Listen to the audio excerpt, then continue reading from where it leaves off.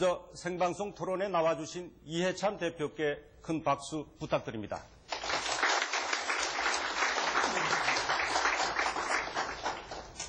네, 토론에 참여할 패널들을 소개합니다. 정운갑 MBN 정치부장 겸 부국장 나오셨습니다. 정은창 KBS 정치부장입니다. 이기정 YTN 부국장입니다. CBS 김주명 정치부장입니다. 마지막으로 민성기 SBS 정치부장 나오셨습니다. 네, 오늘 질문과 답변에 정해진 시간은 없지만 가능한 많은 현안을 살펴보기 위해서 너무 길어질 경우나 질문과 동떨어진 답변을 할 경우 사회자 직권으로 제지하도록 하겠습니다. 네, 이 대표께서 어저께 황우여 대표께서 나오셨는데 토론 혹시 보셨나요? 일부만 좀 봤습니다. 네, 첫 번째 질문 기억하십니까? 잘 모르겠는데. 별명에 관한 건데요. 예. 똑같은 질문 올리도록 하겠습니다. 이 대표의 별명은 버럭해참인데 어떻게 생각하십니까? 예, 제 별명은 제 스스로 정석정치라고 하고 다니거든요. 제가 정석정치라는 프로그램을 그 어떤 방송에서 했었어요. 근데 요즘에는 저보고 뭐라고 그러냐면 맛있게 매운 고추다. 응? 맛있게 매운 청양고추다. 뭐 이런 별명을 지난번에 어떤 신문사에서 이렇게 붙여주시던데, 예, 그렇습니다. 전 원칙을 지켜가면서 반칙하는 사람한테는 버럭하고 원칙을 잘 지키는 사람한테는 아주 맛있게 잘하고 그러는 정치인이 되려고 노력을 하고 있습니다. 네, 그러면 본격적인 질문에 들어가도록 하겠습니다. 대선이 6개월도 채 남지 않았습니다. 대선 어떻게 치를지에 대해서 KBS 정부장부터 시작합니다. 네, 먼저 대선 후보 경선 규칙과 관련해서 좀 여쭤보겠습니다. 민주당 대선 후보 경선 준비 기획단이 최근 출범을 해서 서너 차례 회의를 한 것으로 알고 있습니다. 언제쯤 경선 규칙을 확정을 하실 수 있는지요? 또 흥행 요소라고 볼 수 있는 전국 순회 경선 방식에 대해서 어떤 생각을 하고 계신지 같이 말씀 부탁드립니다. 예, 우리 당의 추미애 최고위원이 경선 준비를 위한 기획단장을 맡았습니다. 그래서 지금 논의를 하고 있는데 1차적으로 7월 25일까지 경선 규칙을 이제 정할 예정으로 지금 돼 있고요. 그 다음에는 이제 올림픽 경기가 런던 올림픽이 있기 때문에 경선을 해도 이 국민들이 이렇게 전달이 잘 안 되기 때문에 올림픽 경기 끝난 뒤에 아마 8월 10일쯤 될 건데 그쯤부터 추석 전까지 9월 25일까지 약 한 40일 동안 이제 전국 순회 경선을 이렇게 하고요. 그러고 나서 9월 한 25일쯤 되면 이제 최종적으로 이 민주통합당의 대선 후보가 확정이 될 겁니다. 근데 순회 경선을 하는 과정 속에서 가능한 한 민생 체험을 많이 해서 민생 현장에 가서 같이 체험도 해보고 또 저녁에는 정책 토론도 하고 그래서 공동으로 이 정책 공약을 만들어내는 단순히 그냥 여론조사나 투표만 하는 것이 아니고 민생 체험을 하는 경선을 이제 하려고 지금 구상을 하고 있습니다. 대표께서 말씀하신 대로 하더라도 이제 8월 중에 경선이 되고 9월에 후보가 확정이 되는데 그러면 이제 당 바깥에 이제 안철수 교수하고 후보 단일화 문제도 있고 근데 이제 지금 미국의 예를 보듯이 이제 양당 미국 같은 경우 이미 후보들이 확정이 돼서 국민들이 후보들의 공약이나 정책을 그리고 도덕성 같은 걸 검증할 시간이 충분히 있는데 이게 너무 늦어지는 거 아닙니까? 저희는 이미 당으로서의 정책 공약은 총선 때 제시한 게 있고요. 또 대선에 맞춰서 공약은 지금 당 차원에서도 정책위원회가 중심이 돼가지고 지금 하고 있습니다. 그래서 이 공약은 이미 어느 정도 윤곽을 잡아서 내놓고 있기 때문에 공약이 늦어지는 건 아니고 다만 이제 그걸 가지고 우리 경선 후보들이 어떻게 이제 국민들에게 전달하느냐 하는 과정을 8월 10일부터 한 9월 25일까지 대략 한 45일 정도 열심히 설명을 하는 경선 과정을 통해서 국민들한테 전달하는 그 과정을 거치면은 그렇게 늦은 거라고 볼 수는 없습니다. 내용상으로는 이미 많이 정리가 되어 있기 때문에 제일 중요한 게 경제민주화, 그다음에 보편적 복지, 그다음에 한반도 평화 이 세 가지인데 세 가지를 관철하는 가장 중요한 뜻은 결국 민생이거든요. 민생, 국민들의 삶. 역시 경제민주화도 국민들의 삶을 위한 것이고 보편적 복지도 그렇고 한반도 평화도 결국은 평화가 있어야만이 민생이 안전하기 때문에 민생을 기본으로 하는 이 정책을 지금 준비를 하고 있습니다. 네, 정운갑 부국장. 그 경선 룰도 이제 확정을 해야 되고 지금 얘기가 나오는 게 당권과 대권이 분리한 규정 문제를 어떻게 할 것이냐 이 점에 대한 관심이 큰데요. 지금 우상호 최고위원 같은 경우에는 이 규정을 없애서 좀 대선판을 역동적으로 키워야 하지 않겠느냐. 이 문제에 대해서 대표께서는 어떤 구상을 갖고 계신지요? 그 경선 과정에서 이제 그렇게 주장을 하신 분들도 있고 또 그걸 저희도 검토를 해봤습니다. 가능한 많은 분들이 참여할 수 있도록 해서 해봤는데 당원상으로는 현재 불가능합니다. 다만 출마하실 분들이 그 당시에 이제 1년 전에 사퇴하신 분들이 양해가 되고 또 이번에 그때 사퇴하지 않았더라도 다시 출마하실 분들이 그 당원에 대해서 그 양해를 해서 더 많은 사람이 참여할 수 있는 것을 정치적으로 동의하면 할 수는 없는 건 아닌데 현재 수준에서는 법률적으로는 당원상으로는 불가능한데 이미 그거를 동의하지 않는다라고 그 어떤 후보가 표명을 하셨기 때문에 그 현재 상태에서는 좀 여의치 않은 거라고 말씀을 드릴 수밖에 없습니다. 근데 당 대표로서 만약에 좀 더 역동성 이게 당을 위해서 필요하다라고 보면은 이제 소급 입법 말씀하셨던데 손학규 정세균 고문 등 이른바 소위 이 규정 때문에 당권을 포기했던 분들을 좀 직접 찾아가서 설득하거나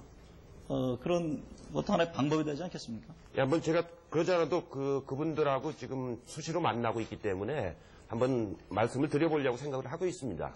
근데 그분들은 양해가 될 것 같은데 새로 출마하시려고 하는 분들, 그 당시 사퇴하시지 않고 새로 출마하시려고 하는 분들도 양해가 돼야 되기 때문에 제가 한번 권유를 해보겠습니다만 당원을 어기면서까지 무리하게 추진하기는 좀 어렵지 않을까 하는 생각이 듭니다. 네, 잘 알겠습니다. 이기정 부국장. 네, 이 대표께서는 지난 6월 9일 전당대회에서 0.5%의 근소한 차이로 신승을 하시면서 대표가 되셨습니다. 그런데 이 과정에서 이해찬 대표와 박지원 원내대표 간의 역할 분담론. 근데 이걸 또 비판적으로 보시는 쪽에서는 담합이 아니었냐 이런 비판도 좀 있었습니다. 그래서 결국은 대선 후보 경선 과정에서 이 대표께서 공정한 경선 관리를 할 수 있겠느냐 하는 의구심을 제기하는 부분도 있습니다. 그래서 이 부분에 대해서 어떻게 설명하실지. 예, 저는 공인으로서 벌써 지금 여의도에서 정치를 한 지가 25년입니다. 25년을 정치를 해왔는데 저한테 공정성을 의심받은 적은 한 번도 없었습니다. 더군다나 이 당대표는 정권교체를 위해서 말하자면 거대한 항공모함을 끌고 가야 되는 이제 조타수인데 당대표가 조금이라도 어느 방향으로 기울어지면 경선 자체가 그때부터 원활하게 진행이 안 돼서 감동이 있는 정치가 아니고 서로 간에 막 이렇게 싸우는 정치가 되기 때문에 대선에 크게 아주 나쁜 결과를 가져옵니다. 그렇기 때문에 제 원래 소신대로 제 꼿꼿한 사람 아닙니까?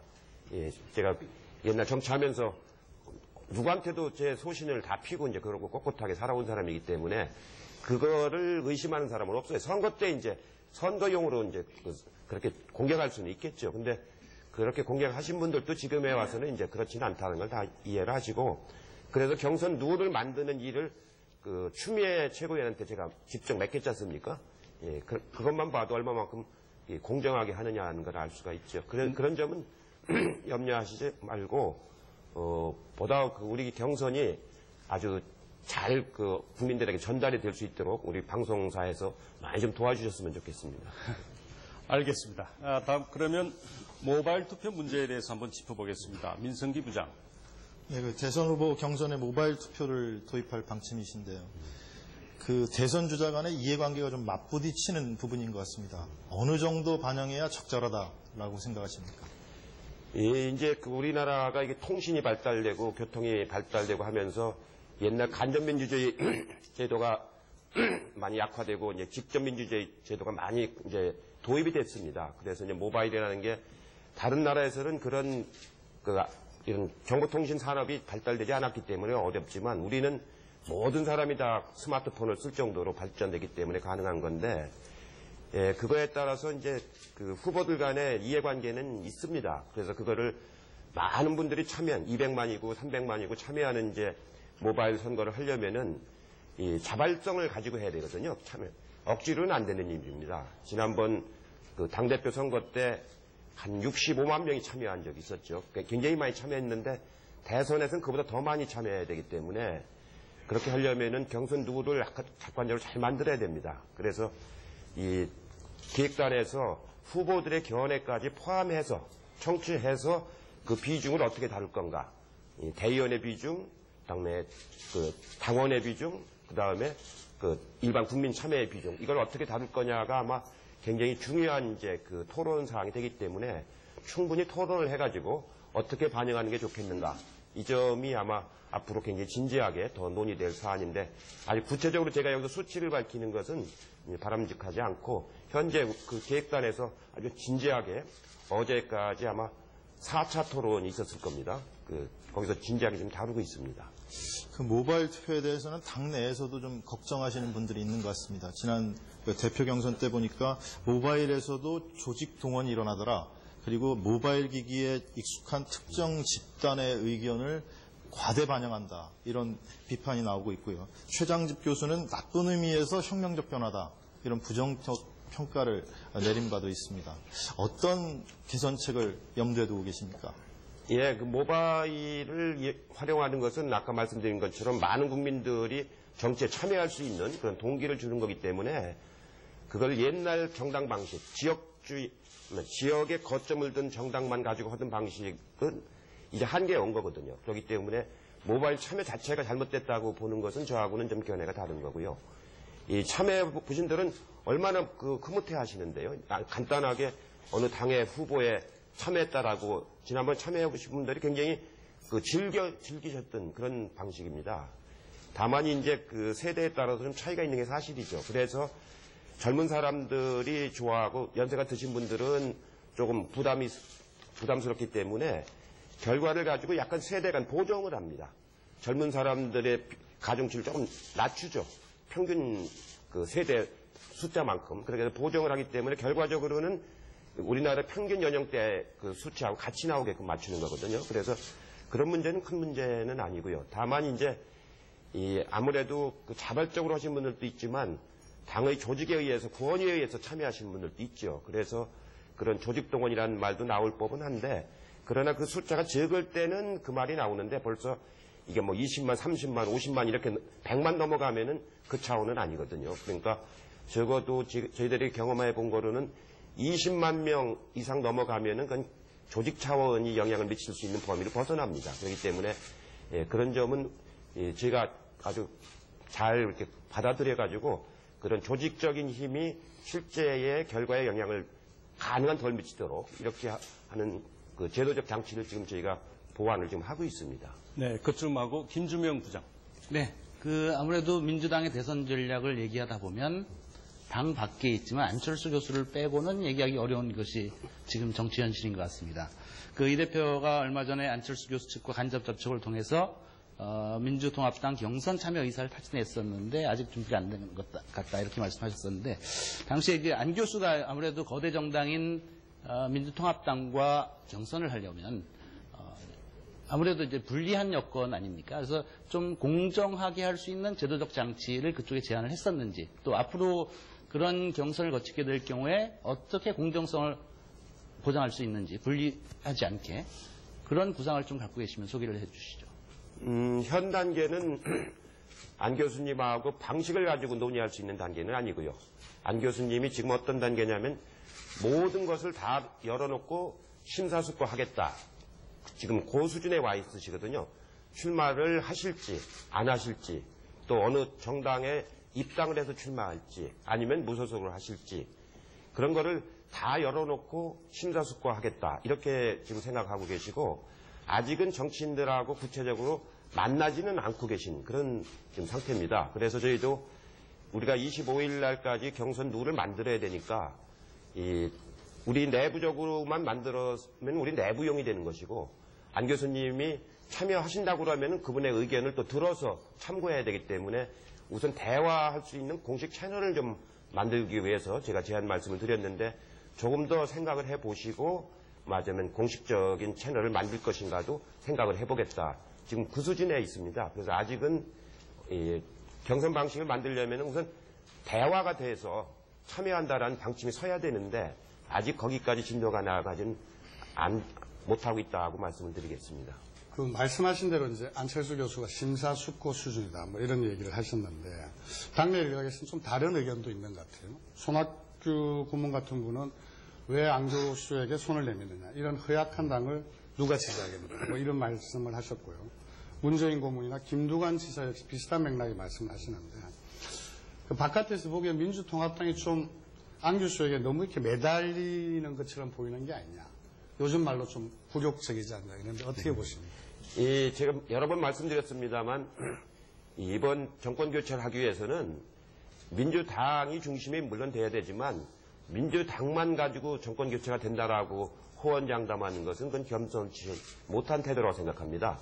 이번에 그 총선 과정이나 지난 지방선거 과정에서 이렇게 드러난 국민들의 표심을 보면은 그 새누리당을 찍은 모든 분들하고 죄송합니다.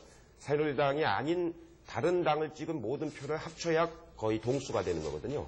그렇기 때문에 정권 교체를 바라는 모든 사람들의 마음을 다 받아내는 후보가 돼야만이 정권 교체를 이룰 수가 있습니다. 그래서 그렇기 때문에 안 교수가 소중하고 안 교수 외에도 정권 교체를 바라는 유권자들의 마음이 소중한 거죠. 이제 그것을 어떤 과정을 통해서 다 모아낼 거냐.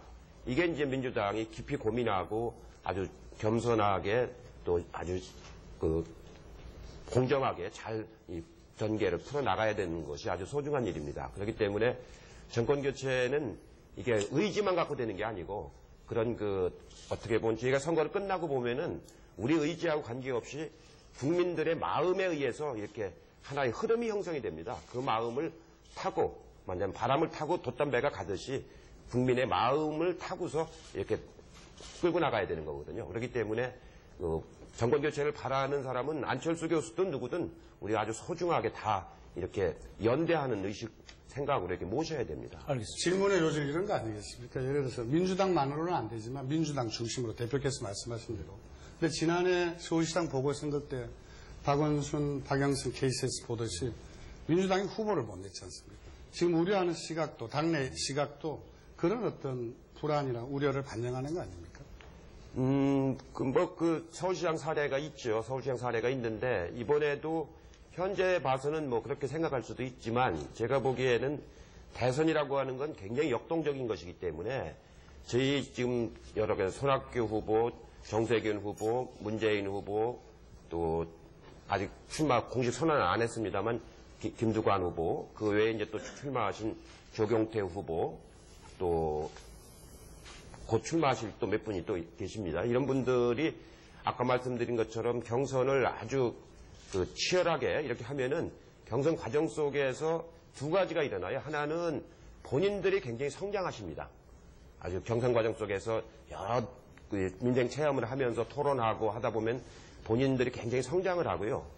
또 그 과정 속에서 2002년 보신 것처럼 주말 드라마처럼 이게 감동적으로 전개가 되지 않습니까? 그렇게 되면은 국민들이 관심이 그리 쫙 또 모입니다. 모이면서 국민들의 요구가 또 표출돼서 나와요. 이걸 해야 된다, 저거 해야 된다. 이렇게 그 선거라고 하는 건 후보도 성장하고 유권자도 자기 주장이 나오면서 그게 서로가 이제 시너지 효과를 내면서 경선이 쫙 뻗어나가는 거거든요. 그렇기 때문에 현재 수준에서 판단하는 거하고 9월 25일쯤 추석 전에 그 후보가 확정될 때 그 무렵에서 판단하는 거하고는 차원이 많이 달라집니다. 그렇기 때문에 이 경선 과정이라는 게 굉장히 중요한 거죠. 네, 그 역동적으로 어떻게 풀어가느냐가 굉장히 중요한 겁니다. 네, MBN 전국장께. 네, 지금 민주통합당에도 여러 후보가 있고, 네, 안철수 교수를 얘기하면서 어제 이제 문재인 공무원도 그런 얘기를 했습니다만 국정 경험 부족을 얘기를 합니다. 이 대표께서 보시기에 안 교수의 국정 운영 능력, 이른바 대통령감이라고 보십니까? 글쎄, 우리 당 후보가 아니신 분한테 제가 그렇게 함부로 말씀드리기는 좀 어렵고요. 그건 결례가 될 수도 있고, 제가 그 안철수 교수님의 그 강연이라든가 또 텔레비전 인터뷰라든가 이런 건 이제 유심히 잘 이렇게 봤습니다. 봤더니 기본 가치관이 그 새누리당 같은 세력한테 그 국가를 더 이상 맡겨서는 안 된다라는 건 분명하신 것 같아요. 보니까 그런 가치관을 가지고 있고 또 성공한 CEO로서의 그 좋은 경험을 많이 가지고 계시고 독서도 참 많이 하신 분인 것 같아요. 보니까 경영학도 공부하시고 원래 의학에서 시작했지만 의학, 그 IT 분야, 경영학, 또 인문학 공부도 이렇게 많이 하시고 그런 점에서 보면은 소양과 품성과 이런 거는 아주 충분하신 분 같아요. 그럼 이제 쉽게 질문을 드리겠습니다. 문재인, 손학규, 김두관 지사 등등 후보가 있는데 안 교수와 비교했을 때 안 교수가 더 경쟁력이 있다고 보십니까? 그거는 현재 단계에서는 그 속단하기는 어렵고요. 우리 후보들이 결정되는 아마 9월 하순 그쯤 가서 이제 보면은 어느 분이 더 경쟁력 있겠는가 이런 것이 이제 드러나리라고 봅니다. 안 교수께서도 아마 아마 오랜 시간 동안 지금처럼 이렇게 가시지는 않을 거고 어느 정도 되면은 본인도 출마 의사가 있으면 이제 국민들한테 이렇게 본인의 입장을 얘기를 하고 활동을 이제 하시리라고 봅니다.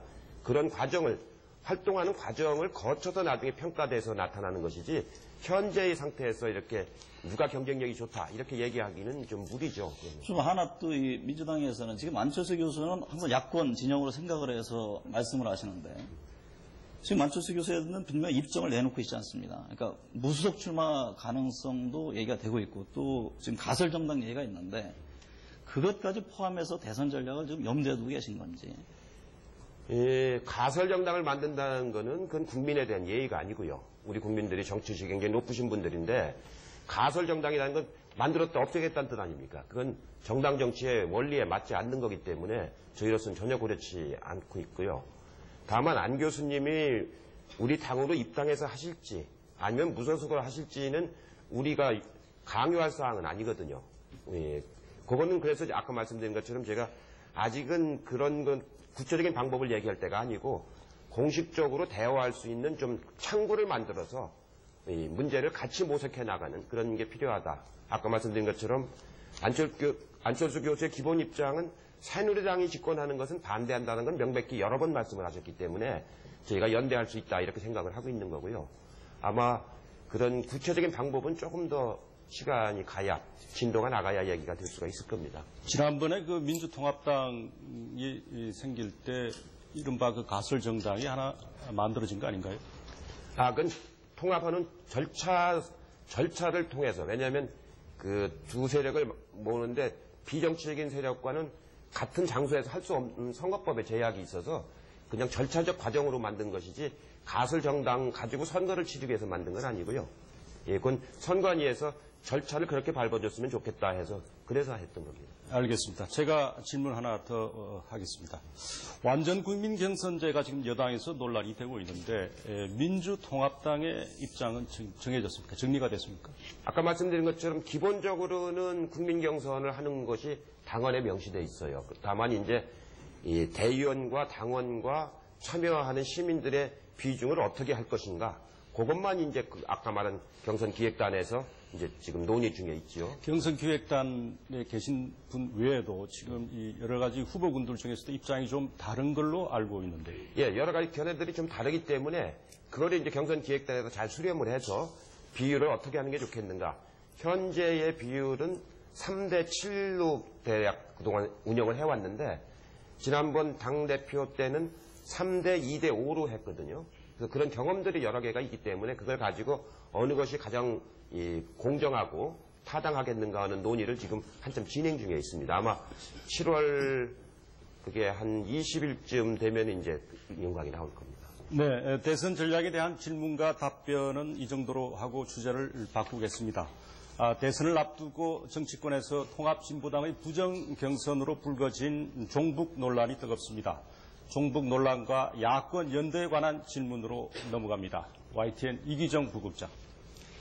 네, 일반 국민들 사이에서는 종북주의에 대한 경계심이 그 어느 때보다 높아진 것이 사실로 보입니다. 그래서 올 연말 대선에서 좋든 싫든 이 종북 이슈가 크게 부각될 전망인데 이러한 논란을 촉발한 통합진보당 의원들에 대해서 이 대표께서는 어떠한 생각을 갖고 계신지 견해를 듣고 싶습니다. 이번 대선에서 종북 논란이 중심이 될지는 잘 모르겠고요. 제 생각으로는 이건 조금 뭐랄까 늘 선거 때마다 나오는 요즘엔 고정 레파토리처럼 돼 있어가지고 요즘 국민들한테는 잘 안 통합니다. 안 통하고 아직도 이제 이렇게 한다고 하면은 미래지향적이지 못한 거죠. 그래서 그런 이슈는 이제 새누리당 쪽에서 좀 이제 안 삼으시는 게 좋겠다 이런 말씀을 드리고요. 가령 이제 저한테도 뭐 종북이라는 얘기를 많이 하시는데 제가 대학교 다닐 때 40년 전 유신 세대 때부터 저보고 빨갱이라고 했었습니다. 심지어 무슨 가요 프로에서 사회 보는 사람도 그때 제가 수배 중에 했었는데 이해찬이 빨갱이를 꼭 잡아야 된다. 아는 사람은 어디다 신고를 해 주십시오. 이런 얘기를 제가 40년째 지금 듣고 오는데 그래서는 안 되고요. 실제로 이제 그 통합진보당 내에서 선거법으로 인해 가지고 여러 가지 이제 문제가 생겼죠.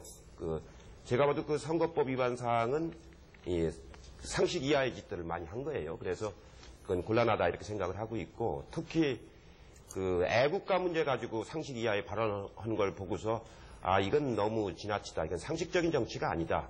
이건 우리가 아무리 뭐라고 할까 좋게 보려고 해도 국민들로부터 외면당할 수밖에 없는 그런 거라서 제가 연대 대상이 아니다. 그런 사고와 가치를 가지고 있는 사람은 연대 대상이라고 볼 수가 없다. 제가 이렇게 말씀드린 적이 있습니다.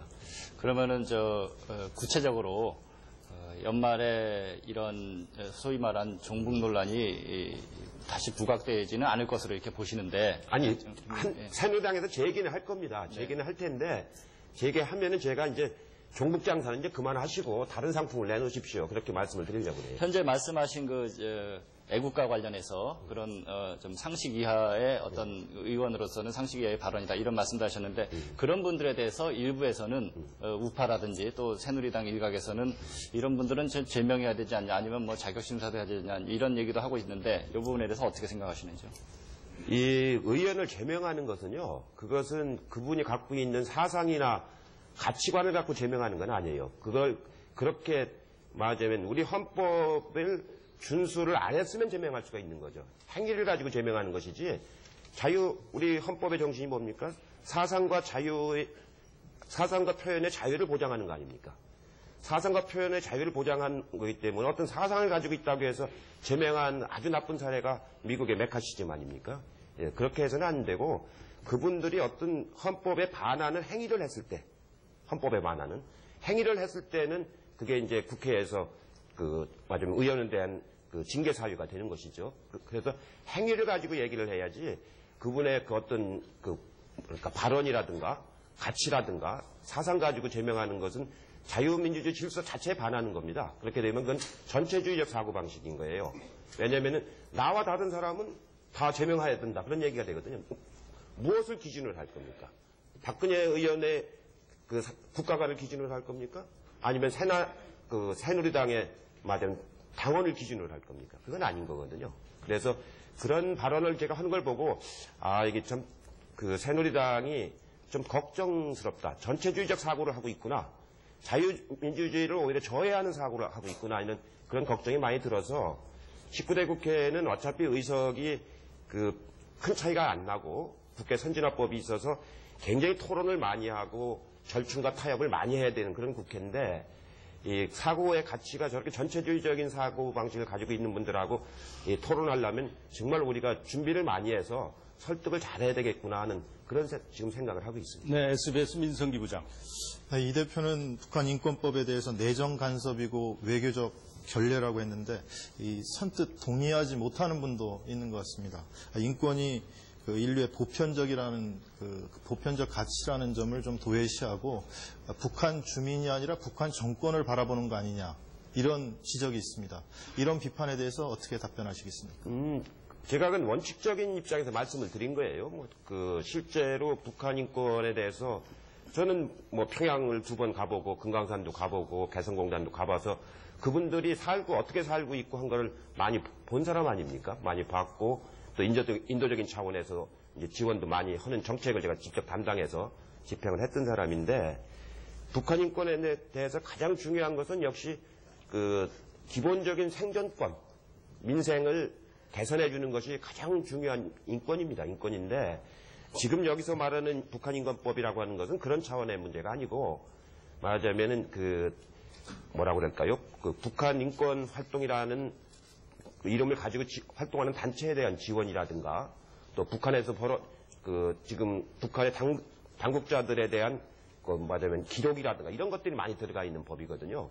그래서 그런 법을 가지고는 북한 인권을 개선하는 게 아니고 오히려 또 마지막 압박용으로 이제 제시할 가능성이 있기 때문에 그 점에 대해서 제가 반대했다는 입장을 분명히 하고요. 실제로가 기본적으로 인권이라는 게 아주 보편적 가치라는 걸 부인하는 사람이 누가 있겠습니까? 저희 같은 사람이 맞으면 인권을 제일 유린 많이 당해본 사람 아닙니까? 터무니없는 혐의로 감옥을 4년씩이나 살고 그랬지 않습니까? 그렇기 때문에 그런 차원에서 우리가 기본적으로 지켜야 될 외교적 프로토콜은 지키고 그러면서 실질적인 북한 인권은 개선을 하는 그런 노력을 우리가 더 해야 된다는 입장을 가지고 있습니다. 그 북한 인권법과 관련해서 그 민주당에서도 그 북한 주민 지원과 관련된 법률을 추진하는 것으로 저희가 알고 있는데요. 이게 논쟁만 하지 마시고 좀 새누리당과 좀 접점을 찾아보셔서 그래 새로운 법률을 만드는 여야 합의로 만드는 이런 방안은 좀 생각해 보신 적이 없는지요? 예, 18대 국회에서 그런 노력이 있었습니다.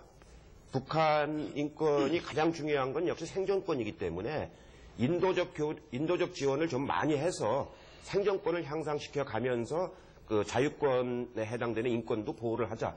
그런 노력을 서로 간에 논의를 많이 했었는데 그 논의가 한참 진행되다가 중단돼 버렸습니다. 얘기를 들어보니까. 그래서 이제 19대 국회에 와서는 어차피 저희가 지금 그 북한에 관해서 이렇게 단절하고 대립해서 오래 갈 수는 없는 일이거든요. 인도적 지원은 해서. 그리고 쌀도 지금 우리가 과잉으로 많이 남지 않습니까?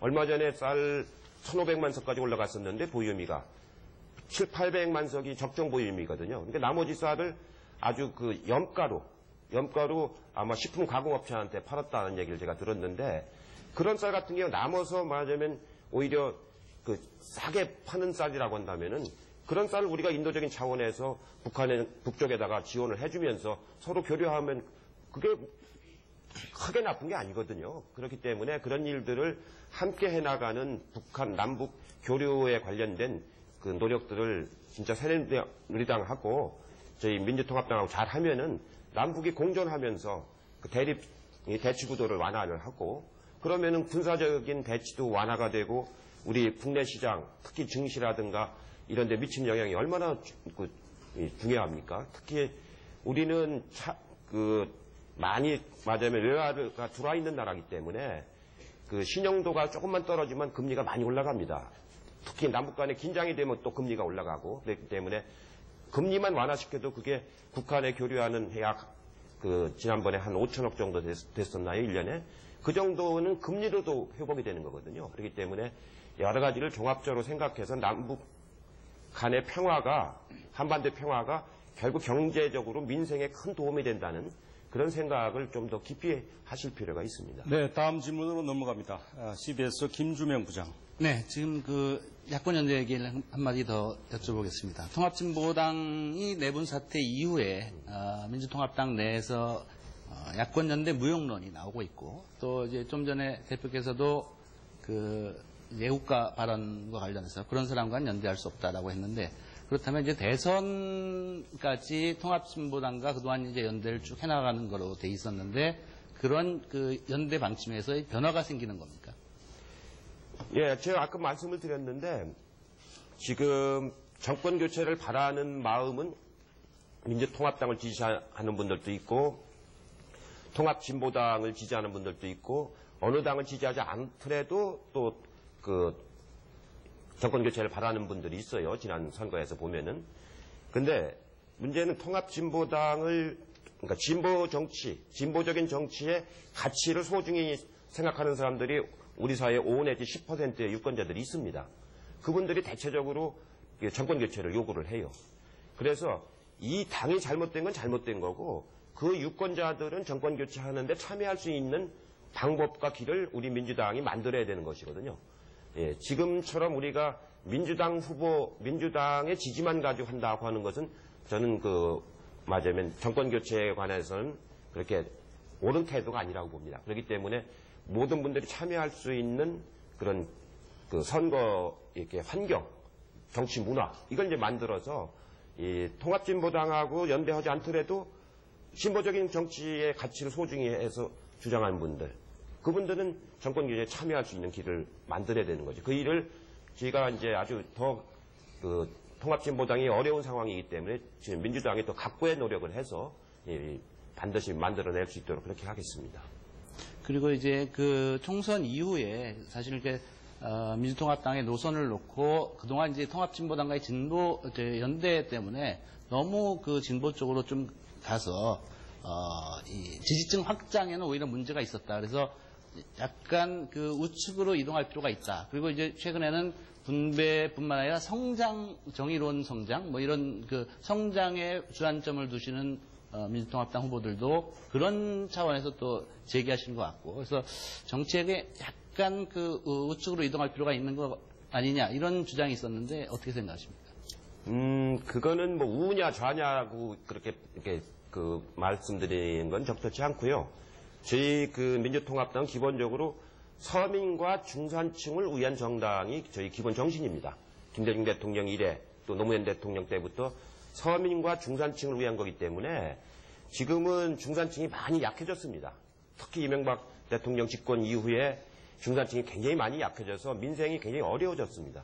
전국에 다녀보면은 그 재벌들에 감세해 준 것이 연간 한 7조 내지 8조 가까이 되는데 그렇게 감세를 해주니까 그 중에 40%는 지방 정부로 갈 돈이거든요. 그러니까 지방 정부로 갈 돈이 4년 동안에 약 32조나 감소가 됐습니다. 그러니까 지방 재정이 어려워졌어요. 이렇게 돼 있는 상태이기 때문에 우리가 지금 해야 되는 것은 그런 좌우의 개념이 아니고 어떻게 실질적인 중산층과 서민들의 민생을 잘 살려내느냐. 예컨대 반값 등록금 있지 않습니까? 학생들이 그것 때문에 사회 나오자마자 빚쟁이가 돼서 시작을 하잖아요. 그러지 말고 제가 교육부 장관 할 때 그걸 분석을 해보니까 5조 7천억까지면은 그 모든 대학의 반값 등록금을 할 수가 있습니다. 현재 한 2조 한 2천억 정도가 들어가고 있기 때문에 추가로 들어갈 돈이 그냥 한 3조 5천억까지면은 반값 등록을 전면 실시할 수가 있어요. 오히려 지금처럼 등록금을 높여놓고 대출을 해주면 그 돈이 어디로 가냐면 그 투명하지 않은 사립대학 재단으로 가서 사립대학들이 그거 가지고 아주 비싼 건물을 짓는 데도 가게 돼요. 그러지 말고 등록금을 내려놓고서 그러고 구조조정을 잘하는 사학들한테 지원을 해주면은 3조 5천억만 가지면은 할 수 있는 돈이거든요. 그러니까 너무 이렇게 환율도 고환율로 해가지고 수출 잘 되게 하고 대기업들 맞으면 감세 너무 해주지 말고. 네, 시간이 너무 지연되는 관계로 다음 질문에 넘어가도록 하겠습니다. 대선 전망 좀 여쭤보겠습니다. 얼마 전에 보니까 대선 환경이 그렇게 나쁘지 않다 이렇게 좀 긍정적으로 보셨는데, 근데 지금 새누리당 보면은 박근혜 전 비대위원장이 그 유력한 후보고 민주통합당 후보들을 보면은 앞서도 말씀하셨습니다만 아직 대세론이 형성돼 있지 않습니다. 지지율 전체 합산해도 될까 말까. 어떤 근거에서 그렇게 좀 긍정적으로 보고 계십니까? 아까 두 가지인데요. 하나는 97년이나 2002년은 이보다 환경이 더 나빴죠. 그건 이거보다 어떻게 보면 도저히 불가능하다 싶을 정도로 나빴었던 환경이고요. 예, 그에 비하면 이번에는 훨씬 더 환경이 낫다는 한 가지 측면은 이제 비교적인 관점에서 말씀드린 거고요. 또 하나는 지난 지방선거와 그 19대 총선의 표의 흐름을 보면은 투표율이 5% 정도였는데 그 새누리당 지지표와 나머지 새누리당 반대하는 표의 표 차이가 그렇게 크지가 않습니다. 근데 대선은 대개 투표율이 65% 내지 70% 정도가 되거든요. 70% 이하로 내려온 건 지난 이명박 대통령 선거 때밖에 없어요. 그전에는 전부 70%가 넘었죠. 그렇기 때문에 이번도 아까 말씀드린 그런 그 선거의 앞에 경험에 의하면은 아마 제가 보기엔 65에서 70 사이에 아마 충분히 투표율이 나오지 않을까 싶습니다. 그렇게 되면은 대체적으로 어느 분들이 안 나오셨느냐면은 그 30, 40대의 그 세대로 보면 30, 40대 분들이 잘 안 나오셨거든요. 그분들이 아까 말한 반값 등록금이라든가 이런 거를 분명하게 제시하면, 그러니까 2010년 선거에는 그 무상급식을 분명히 제시하니까 그분들이 많이 참여했지 않습니까? 그런 것처럼 확실하게 실시할 반값 등록금을 3조 5천억의 예산을 이렇게 제시하겠다 하고 그걸 추진하겠다. 이렇게 확실하게 제시하면 제가 보기에는 그런 그 민생에 관한 의지가 분명하게 느껴져야 그분들이 아마 나오실 겁니다. 그렇게 하면은 충분히 싸워볼 만한 이길 수도 있는 그런 선거라고 생각을 하는 거예요. 새누리당 입장에서 지금 박근혜 전 위원장이 이렇게 보이는데 가만히 있을 것 같지는 않고 호남이든지 아니면 젊은 층이든지 그쪽도 이제 표의 확장성을 위해서 노력할 텐데 이 대표께서는 그 박근혜 전 위원장 이제 총선을 토대로 표 확장성을 한 1,000만 표 정도다. 1,100만 표는 돼야 되는데 그게 어렵지 않겠느냐. 과연 이게 어떤 근거냐. 너무 정치공학적인 접근 아니냐. 이렇게 보는 시각이 있습니다. 좀 설명을 좀 해주시고 오늘 박근혜 전 위원장이 나올 경우에 어떤 근거로 자신 있다고 보시는지 좀 평가와 함께. 자세히 그때 말씀을 드렸는데요. 지금 이 공학적인 것이 아니고 이 정치적인 맞으면 경험과 자료를 갖고 말씀드리는 겁니다. 이 지난 총선과 지방선거보다는 총선이죠. 총선을 박근혜 비대위원장이 전적으로 맞으면 주도해서 치른 거 아닙니까? 새누리당이 얻은 표를 이렇게 쭉 분석을 해보면은 실제로 나올 표가 거의 다 나온 거거든요. 추가적으로 나올 소지가 있는 데가 많지가 않아요. 지역적으로 보나 세대별로 보나 그렇기 때문에 확장성이 크지 않다 이렇게 말씀을 드리는 거고요. 반면에 이 민주 이쪽 진보 진영 이쪽에서는 아까 말씀드린 것처럼 이 선거 과정 속에서의 문제점도 있고 공천 과정 속에서도 문제점도 있고 그래가지고 나올 수 있는 표가 다 못 나온 게 있습니다. 선관위 자료를 가지고 분석해 보면 그게 아주 확실하게 나오거든요. 그래서 그런 점에서 이쪽은 더 얻을 수 있는 여지가 있고 저쪽은 더 확장할 수 있는 여지가 좀 적다. 이런 차원으로 제가 말씀을 드립니다. 네, 그래서 토론을 좀 더 스피디하게 관련해서 한 가지만 더 여쭤볼게요. 이제 대표 말씀하신 대로 일이 되려면 이제 객관적인 상황하고 주체적인 역량 두 가지가 맞물려야 되는데 지금 이 대표 말씀하신 건 이제 객관적인 상황이 나쁘지 않다는 건데 그러면 주관적인 역량은 어떤 거냐? 지금 당내 대선 주자들 죄송하지만 어렵지 않습니까? 지금 현재 단계에서 물론 앞으로 이제 하면서 바꿀 수 있다고는 하시지만 그래서 사실은 안철수 교수를 쳐다보는 측면도 있는 거고요. 그 대표로서 이런 당내 주자들의 지지율 정체 상황 어떻게 좀 풀어나갈 또 올릴 수 있는 좀 보관들을 가지고 계시나요? 예, 결국은 큰 선거는 치러보면은요 이런 무슨 기술로 하는 게 아니고요 마음으로 하는 거거든요. 진정성이 얼마만큼 있느냐, 그 진정성이 국민들에게 어떻게 전달되느냐에 따라서 이제 지지율은 올라가기도 하고 내려가기도 하고 이제 그렇습니다. 그래서 큰 선거에서 가장 중요한 거는 결국은 국민들을 믿고 저의 그 진정성을 다 보여줄 때 그때 이제 지지율이 안정되게 이제 상승을 하는 겁니다. 그리고 모든 후보들이 다 그래요. 그러니까 이 텔레비 토론 같은 걸 해봐도 표정 하나하나에서 저 사람의 말이 진정성이 있는가, 진실성이 있는가 이런 게 다 드러나지 않습니까? 더군다나 요즘에는 SNS가 굉장히 많이 발전되어 있기 때문에 정보 하나하나가 다 노출되고 그렇기 때문에 그 과정을 이렇게 거치다 보면 이게 발전을 하고요. 또 텔레비 토론이 아마 한 10번 가까이 이루어지지 않겠습니까? 그 본선에 들어가면은 본선에서 10번 텔레비 토론을 1대1로 하게 되면은요. 웬만한 후보는 다 처음과 끝이 다 보이게 돼 있거든요. 역량도 보이고 마음의 자세도 보이고 이른바 지식의 수준도 보이고 그런 게 다 한 10번 토론하면 안 나옵니까? 다 나오지. 그렇기 때문에 그런 걸 종합적으로 저는 큰 선거를 여러 번 치러봤기 때문에 제가 갖고 있는 그 마지막 판단은 뭐냐면 아주 진실로 나라를 위해서 내가 몸바쳐서 일하겠다라는 그 마음으로 모든 걸 준비해 나가면은 제가 보기에는 충분히 이길 수 있다 이렇게 말씀을 드립니다. 네, 알겠습니다. 계속해서 다른 현안에 대한 질문 답변 이어갑니다. 이기정 부국장. 네, 국회 개원 지연과 관련해서 질문드리겠습니다. 국회법에는 6월 5일까지 개원을 하도록 되어 있는데 현재 지켜지지 않고 있죠. 개원 협상이 이렇게 난항을 겪고 있는데 이에 대해서 여야 모두 연말 대선 전국을 유리하게 이끌자 이런 차원에서 힘겨루기 하고 있다는 분석이 있습니다. 어떻게 보시는지요? 그건 오늘 아침에 원내 수석 부대표들이 명백히 이제 밝혔잖아요. 그동안에 저희가 참 새누리당을 여러 가지 그 터무니없는 얘기를 해도 그래도 앞으로 정치를 동반자가 돼서 잘 해야 되기 때문에 그동안의 과정을 안 밝혔는데 너무 해서 하기 때문에 오늘 우리 박기춘 수석 부대표가 밝혔습니다. 왜 안 되는가?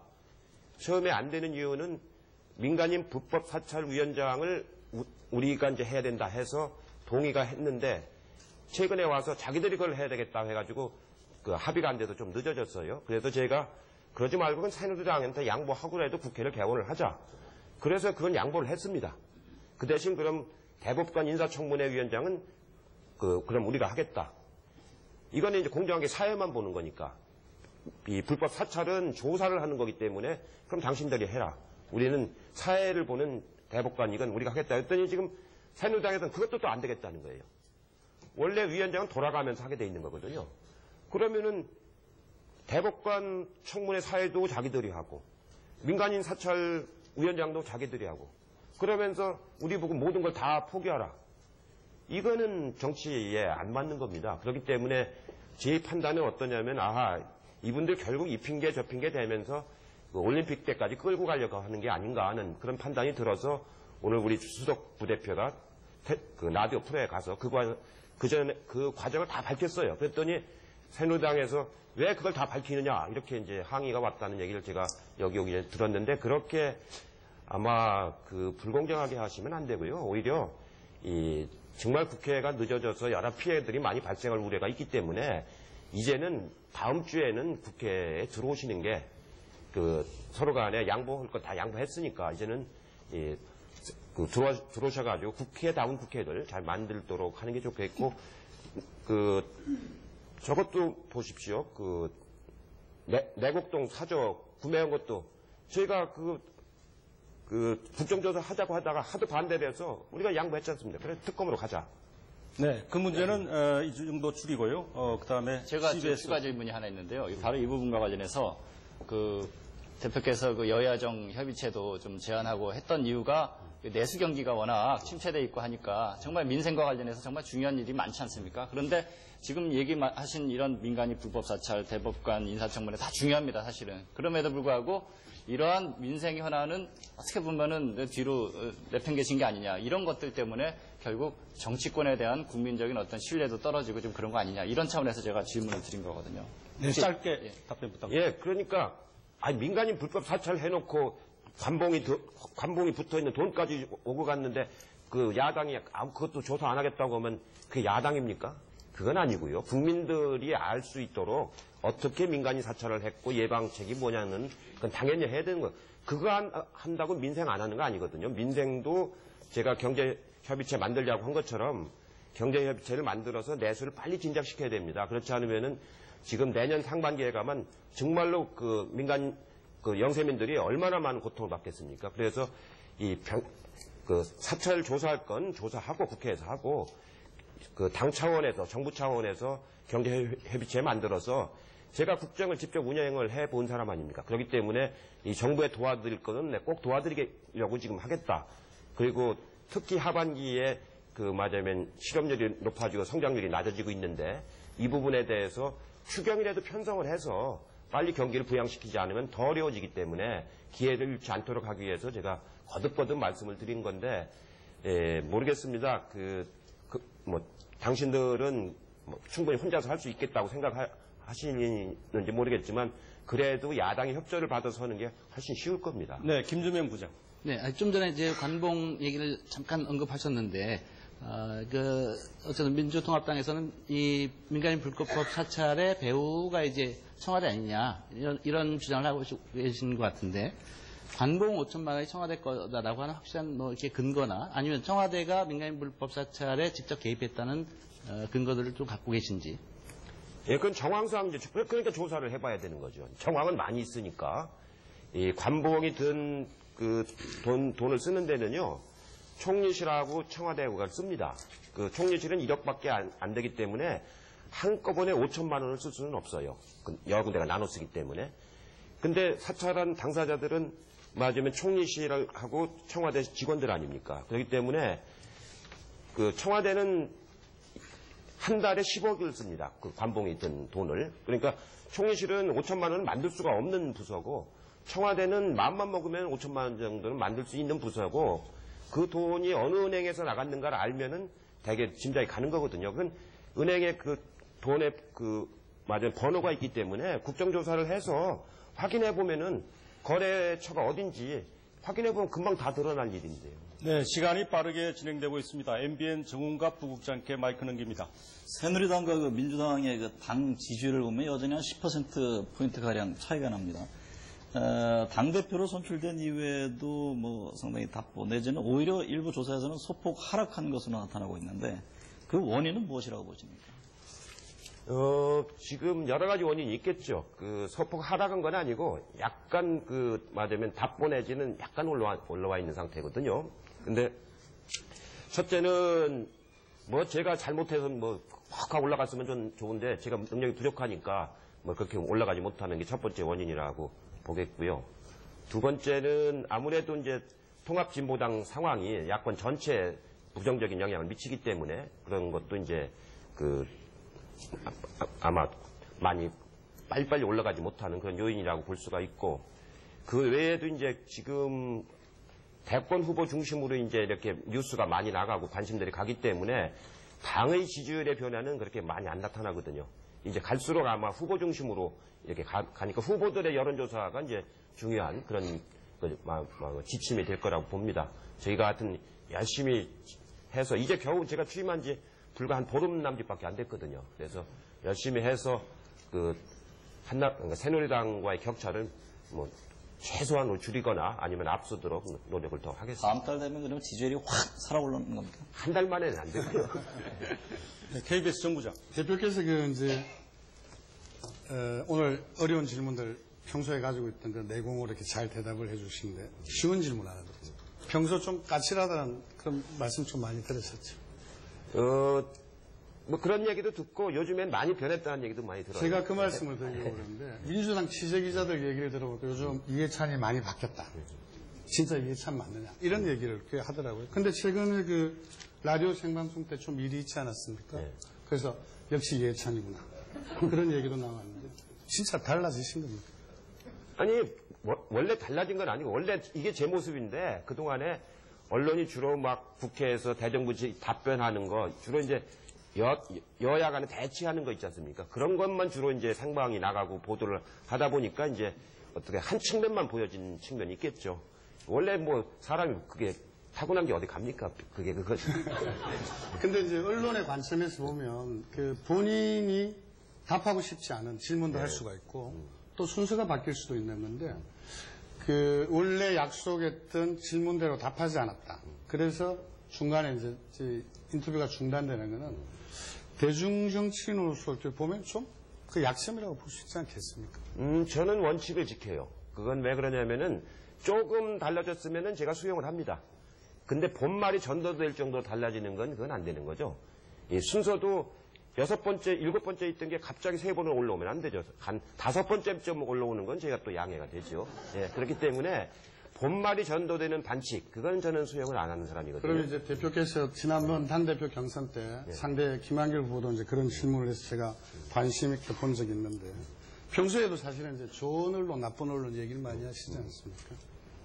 좋은 언론, 나쁜 언론을 보는 기준이 뭡니까? 제일 중요한 건 공정성입니다. 공정하게 보도하느냐 안 하느냐. 그리고 사실을 보도 안 하느냐 안 하느냐. 공정성과 사실. 그 두 가지죠. 그러면 그 관점에서 보면 그 라디오 인터뷰가 중단됐던 그 라디오는 좋은 언론입니까? 나쁜 언론입니까? 아니 그 라디오를 말한 게 아니에요. 그 진행자를 말한 것이지 그 라디오 자체가 좋고 나쁜 게 있습니까? 그 진행자의 맞은 질문한 태도가 그건 옳지 않다 그런 얘기죠. 근데 당대표가 선출되고 난 뒤에 그 방송사의 토론 대담을 안 하셨지 않습니까? 아니 사과를 하겠다고 해서 그럼 다시 하자고 그랬어요. 인터뷰를 다시 하면서 방송하는 과정 속에서 사과를 하겠다고. 그래서 다시 이제 이렇게 조율을 했는데 사과 내용이 안 들어가 있어요. 그래서 이거 뭘 또 약속하고 또 다르지 않느냐. 그러니까 자꾸 서로가 약속을 지키는 차원에서 하는 것이지 안 지키면 또 사고 날 텐데 또 사고 나면 어떻게 해요? 이거는 사실 좀 심각한 문제라고 할 수 있는데 이 문제를 논의하는 과정에서 당 대변인이라는 분이 그쪽하고 협의하는 과정에서 야당 대표한테 감히 뭐 이런 워딩을 이런 말을 했다고 합니다. 사실이 아니기를 바랍니다. 알기를 바라는데 이 말을 들어보면서 느꼈던 게 지난번에 사실이라면 당시에 뭐 탈북자 관련해 가지고 국회의원한테 감히 연장선상에서 느낌이 왔어요. 아무리 서로 간에 다른 의견을 가지고 있다 하더라도 이거는 적절치 않은 표현 아닌가 그렇게 생각을 합니다. 자, 잠깐만요. 자, 시간이 다 된 관계로 이해찬 대표의 마무리 발언과 함께 방금 질문에 대한 답변을 같이 30초 정도 부탁드리겠습니다. 예, 오늘 이제 처음으로 제가 당대표가 되고 나서 많은 분들한테 저희 당 입장과 제 입장을 말씀을 드렸습니다. 예, 저는 정말로 정권 교체가 매우 중요한 역사적 과제라고 생각을 하고 이 당 대임을 맡았습니다. 김대중 대통령께서 돌아가시기 전에 저한테 하신 말씀이 정말로 민생을 바탕내고 민주주의를 바탕내고 남북관계를 파탄난 이 정권이 재집권하면 안 된다. 여러분들이 정말 모든 걸 다 희생을 해서라도 꼭 정권 교체를 해달라. 그게 병원에 들어가시기 한 일주일 전쯤 저한테 하신 말씀이었습니다. 그걸 저는 정치적 맞으면 유언이라고 좀 생각을 하고 이번 과정에 임하고 있습니다. 아무튼 저희가 부족한 사람들이긴 하지만 최선을 다해서 아주 서민과 중산층을 섬기는 그런 마음으로 감사합니다. 하겠습니다. 고맙습니다. 오늘 토론 여기서 마치겠습니다.